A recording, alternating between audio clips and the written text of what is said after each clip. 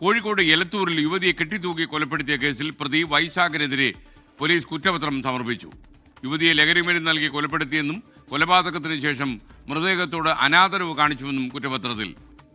വർഷ ഗിരീഷ് കോഴിക്കോട് നിന്നും വിവരങ്ങളുമായി ചേരുന്നു. വർഷ, പറയൂ.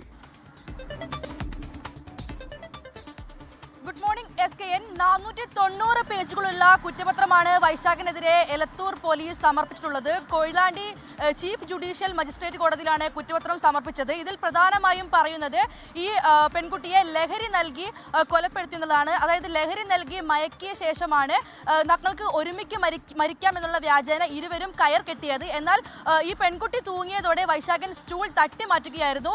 ശേഷമാണ് പ്രധാനപ്പെട്ട ഈ സംഭവം നടന്നത്. അതായത് ഈ മരിച്ച പെൺകുട്ടിയുടെ, അതായത് മൃതദേഹത്തോട് പോലും വൈശാഖൻ അനാദരവ് കാണിച്ചു എന്നുള്ളതാണ് പോലീസ് നൽകിയ കുറ്റപത്രത്തിൽ പറയുന്നത്. അതായത് ആ മൃതദേഹത്തെ പോലും വൈശാഖൻ ശാരീരികമായി ലൈംഗികമായി ഉപയോഗിച്ചു എന്നുള്ളതാണ് കുറ്റപത്രത്തിൽ പ്രധാനമായും പറയുന്നത്. വളരെയധികം ഇക്കഴിഞ്ഞ ജനുവരിയിലാണ് ഈ ഒരു സംഭവം നടന്നത്. വൈശാഖന്റെ മാളിക്കടവുള്ള കടയിൽ ഇൻഡസ്ട്രിയിൽ വെച്ചാണ് ഈ കൊലപാതകം നടക്കുന്നത്.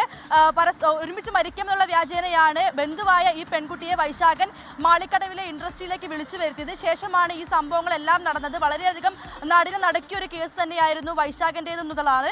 ഈ കുട്ടി മരിച്ച ശേഷം വൈശാഖൻ ഭാര്യയെ വിളിച്ചു വരുത്തുകയായിരുന്നു. ഇങ്ങനെ ഒരു സംഭവമുണ്ട്, ആശുപത്രിയിൽ പോകണമെന്നുള്ളതായിരുന്നു ഭാര്യയോട് പറഞ്ഞിരുന്നത്. ഭാര്യയ്ക്ക് ഇക്കാര്യം അറിയില്ല എന്ന് തന്നെയാണ് പോലീസ് കുറ്റപത്രത്തിലും പറയുന്നത്. എന്തായാലും കേസിൽ ഇപ്പോൾ Elathur police Koyilandy chief judicial magistrate കോടതിയിൽ 490 പേജുകളുള്ള കുറ്റപത്രം സമർപ്പിച്ചിട്ടുണ്ട്. SKN.